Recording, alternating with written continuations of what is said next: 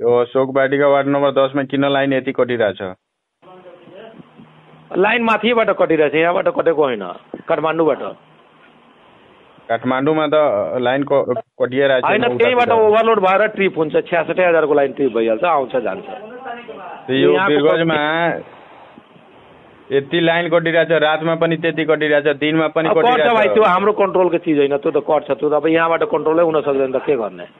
कहाँ फोन गर्नुपर्छ भन्नु न? त्यो माथि मन्त्रालयमा गर्नु नि, माथि नम्बर दिनु न मन्त्रालयमा। नम्बर त यहाँको नम्बर कसरी पाउनु भयो?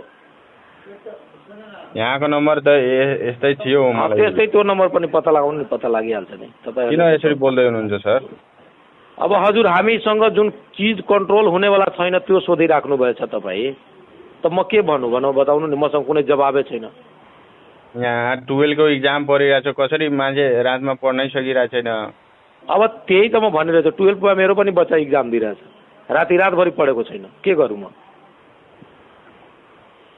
यो समस्या धेरै गाह्रो भइसक्यो। त्यो यस्तै यो नेपाल हो नि, हामी अमेरिकामा थोरै छौँ। त्यही भएर त सबै युवाहरू अमेरिका गइरहेछ, अस्ट्रेलिया गइरहेछ, जापान गइरहेछ।